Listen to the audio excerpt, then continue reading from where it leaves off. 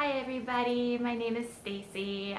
Today I'm going to be doing a video on stress, and I have my sidekick here, Mr. Oscar. He's a very good stress reliever. Oh, Mr. Oscar. Yeah. Anyways, so let's talk about stress. I have been learning about stress since I have been in school. We've been learning about it off and on, and in the whole 3 semesters I've been in my school, and they have been teaching us, all the stuff that it can do to our body, and they've also been thankfully teaching us some stress management. So I thought that we would go over all that, and I think it's really important. I feel that we live in this culture and society where it's very stressful. We're on the go all the time, and we have to rush here and rush there, and we have so many places to be, and then we have to worry about what other people are thinking because of all the TV shows and all the magazines, and we just have to be like everybody else, and we have to worry about what everybody else is doing, and it's just all so stressful. And so what are we supposed to do? So let's first talk about stress, and then we'll talk about stress management. So I actually have this book that I just absolutely love. It's one of my all-time favorite books, and you may see me, I might reference this a few times because I find it to be very, very helpful. Do you like it?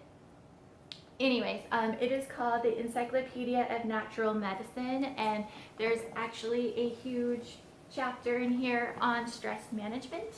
And let's just talk about really quick their definition of what stress is. Their definition is any disturbance, for example, heat or cold, chemical toxins, microorganisms, physical trauma, or strong emotional reaction that can trigger the stress response. It also goes on to say how an individual handles stress plays a major role in determining his or her level of health. So that really says a lot right there. And so I'm going to be kind of bouncing back and forth. I have something on my computer right here that kind of explains what effects it can have on our body. Some of the things that it can do is it really interferes with our sympathetic, I hope I'm saying that right, sympathetic nervous system. It can elevate our blood pressure and increase our heart rate. It can also increase our blood glucose levels, which I definitely believe that. I know a few years ago when I was really stressed, I gained 40 pounds just like that. It was crazy. So yeah. They also, I read, I think somewhere in this book, which I don't know exactly where it is that a little bit of stress is okay. A little stress, keeps us a little bit up and going. Actually, no, I don't think it was in this book. I think it was in a different book. But a little stress is okay. We just don't want a lot of stress, and stress that is prolonged, for a long amount of time. So yeah. And then also in this book, it says diseases strongly linked to stress are asthma, autoimmune disease, cancer, cardiovascular disease, common colds, and that's probably because it lowers our immune system, I'm imagining so. Depression, diabetes, type 2 diabetes, not type 1, headaches, hypertension, blood pressure, or high blood pressure, immune suppression, irregular menstrual cycles, rheumatoid arthritis, and ulcers are all things that have been strongly linked to stress. And just one more thing I'm going to mention in this book, and we'll toss it to the side after this, is there are several, there's a chart here, and it's, talks about the highest linked thing to what can cause stress to the lowest what could cause stress. And they're saying that the number 1 thing that can cause stress is death of spouse, which is not good. And number 2 is divorce. Number 3 is marital separation. Number 4 is jail time. So behave. We don't want you to be stressed out in jail. And then the 5th is death of a close family member, and then it just keeps going on and on and on, and there's like so many different things in here, and there's lots of stuff that can cause stress. So yeah, so there we go for that. Now, let's talk about some of the things that we can do to manage stress. And some of these I just absolutely love. But let's talk about the thing that I did for myself first. When I was really, really stressed out, I was eating horribly. And I think when we're stressed out, we tend to go to the comfort foods. But when we do that, our bodies, are kind of weak. And when we're stressed, it lowers our immune system. And then we're eating crappy, our immune system's low. So it's just the two together are just not working well. And so we're just probably getting sicker and sicker. So the best thing to do is to eat really well, really healthy. That way, when you're stressed, and if you do have stress, your immune system may go low, but your body is strong enough to handle that, if that makes sense. So I think, eating healthy goes a long, long way. So eat healthy, get your body strong so it can handle all the stress. I know I can handle stress a lot better because I'm eating better. Okay, so this next step, I think is really easier said than done. And for some reason, I feel like we all feel, well, not all, but I think a lot of us feel guilty if we do this. Like, I don't know, we're selfish and that we should be doing stuff like this, but it's really important. It's really necessary. And I have a really cool story to go with it. But it is self-care. We really need to do self-care. We need to take care of ourselves. And like I said, I have a cool story about this. So when my oldest was just a baby, I became a brand new mother.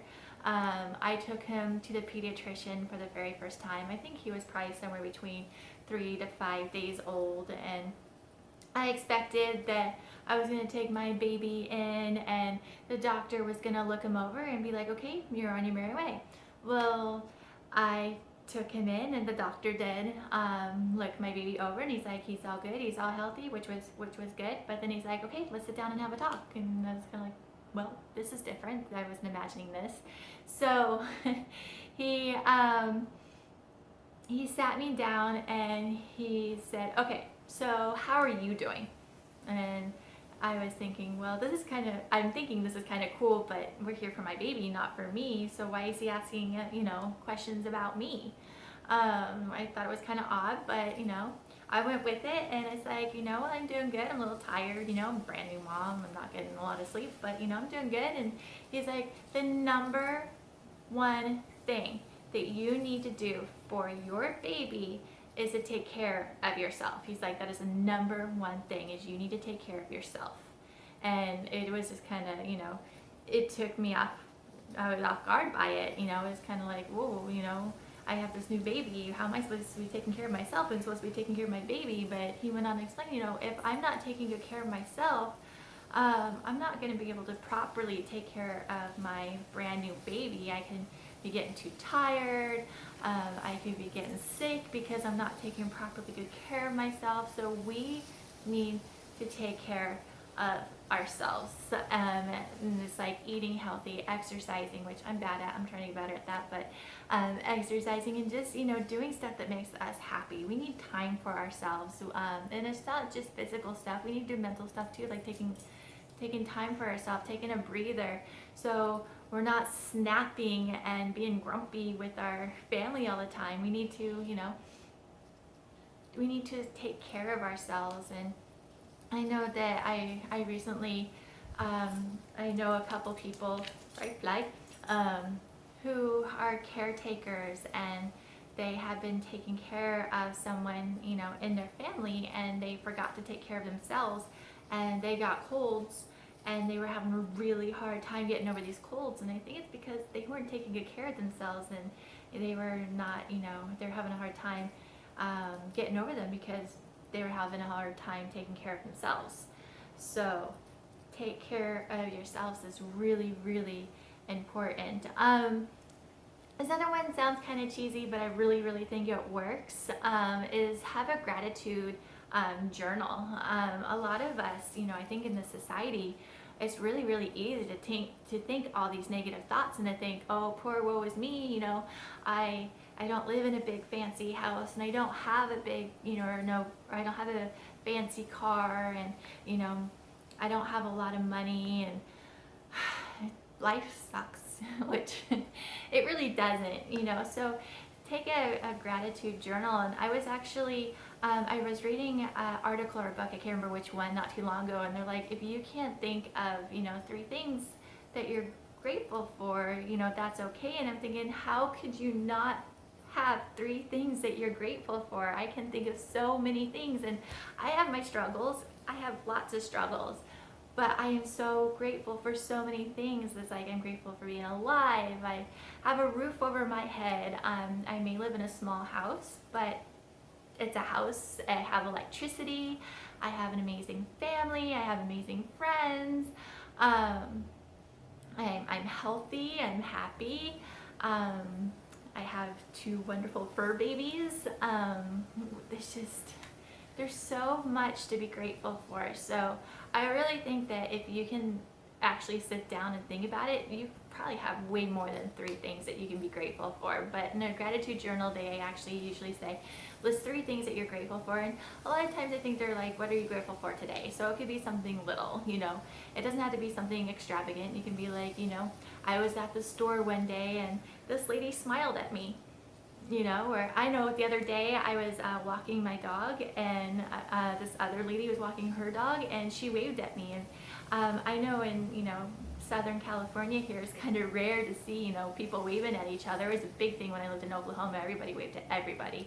So when that happened here in Southern California, you know, a lady walking her dog was waving at me, but I don't know her. It was kind of brought me back to Oklahoma, and it was kind of cool, and I just kind of was in my mind for the whole day. It's like, this lady waved to me. But yeah, there's so many things to be grateful for, and I think, you know, once we're grateful, it kind of takes some of that stress away, because I think when we have all these negative thoughts and we think that life sucks and that life is so horrible, it just stresses us out. But I don't think that we realize how lucky we actually are. So a gratitude journal is really good. The other thing is, I actually have 3 more things. One thing that I've gotten really, really big into, and I think it gets a bad rap, is meditation. I think there's so many misunderstandings about meditation. So I started doing meditation. I'm one of those people that my mind is always going. I have so many things, and I think people who experience anxieties, they probably know what I'm talking about. The mind's always going, the mind's always worrying, the mind's just always like just going every which way, and it's exhausting. And meditation helps a lot. And I'll admit, I still do meditation and my mind's going, but it feels like when I'm doing meditation, it takes like, I don't know, 10 thoughts and brings it to 1. So I'm not thinking so much, you know, at one time. It just really just narrows it down, and it just calms it down. And I have felt a lot more at ease. I know the last few months I've had about 3 or 4 weeks to where has been extremely busy. Like I've had too much put on my plate. Partially my fault, partially, you know, just the universe, but whatever. But normally I think I would totally be stressing out. I might have had a nervous breakdown having all this stuff, you know, going on. But with this meditation, it's really helped me, and it was kind of like, you know what, let's just, it will go the way it's supposed to go. We're just gonna take one step at a time, and we're gonna get there. So some ways that I got into meditation is I went onto YouTube, and I have 2 favorite people that do guided meditation. One is Jason Stevenson, I think is his name, and the other one is Rebecca Barucki. She's under Beck's Life. And Jason Stevenson is one of those, if you have a lot of time, he is great, you know, and he has a really good accent too, but he's really good if you actually have a lot of time. But if you don't have a lot of time, if you're busy and you need, you know, and you're just on the go, Beck's Life is a great, great way to go. And so I started to listen to her, but she also wrote this book, You Have 4 Minutes to Change Your Life. Rebecca Barucki, sorry, I think I said that wrong. Rebecca Barucki, sorry about that. She has 5 kids. She's very busy. So she has made meditations that you can do in 4 minutes. She also, pretty much every excuse that you have under the book about why you cannot do meditation in here, she has debunked it. Your mind is too cluttered. There's a, she fixes that. You don't have enough time. 4 minutes, really. I get up in the morning and the first thing I do before I get out of bed is meditation. There's other things there's just so many other things I can't remember on top of my head that, she's talked about excuses of why people, can't meditate, and she puts it in here and she debunks it. So I love it. This book is great. So a couple other things that I do for stress management and includes with meditation is I do affirmations with the meditations, and it's kind of like giving us a self-love. And I feel like in the society, we feel like we're narcissists if we give ourselves self-love, which I think, both affirmations and self-loves are very, very important, and I think they can do us a lot of good. And what I'm teaching my boys, I'm not sure, if this is really correct, but it feels right to me. I'm teaching my boys the difference between self-love and narcissism is I truly feel like people who are narcissists are actually not happy with themselves, and they have to bring other people down with them. People who truly love themselves and have self-love, I feel like they're loving themselves, but they're also loving other people, and they're bringing other people up to their level. And when you're doing affirmations and you're giving yourself love and all this kind of stuff, it just feels good, and then you can try to, put that positive energy off to somebody else. Not to sound like really hippie-ish, but I think, self-love is really, really important when it comes to stress management, because if we think bad about ourselves, that's stressful. If we think I'm fat, I'm ugly, I'm stupid, it's stressful. But could you imagine how you would feel if you're like, I'm beautiful, my body's beautiful, or I'm smart, I'm fierce, I'm brave, I'm very smart. I think I already said that, but I couldn't remember. Or I got this, whatever. These affirmations are really good. I go onto Pinterest all the time to look at affirmations, and it helps a lot. So, affirmations. And there's only 2 more quick things I was going to say. I know I just said that a few minutes ago, but they're kind of tied into one. And I usually will do this at night, but there's 2 herbs that I absolutely love for stress management, and that's lemon balm and chamomile. I love those 2. And sometimes, depending on how I feel, I'll have them separate. Or if I'm really feeling like really jittery, I'll sometimes put them together. But I normally drink them at night. Lemon balm, I can drink during the day to kind of even myself out, but it does really, really relax. It really relaxes me. So, yeah. I think that's all I have for stress management and stress. So I hope you guys enjoyed this video. If you have any questions, contact me anyway. I have my website, balancedandelion.com. You can find me on Instagram and on Facebook. So I hope you guys have a great, great day. Thank you for listening. Bye.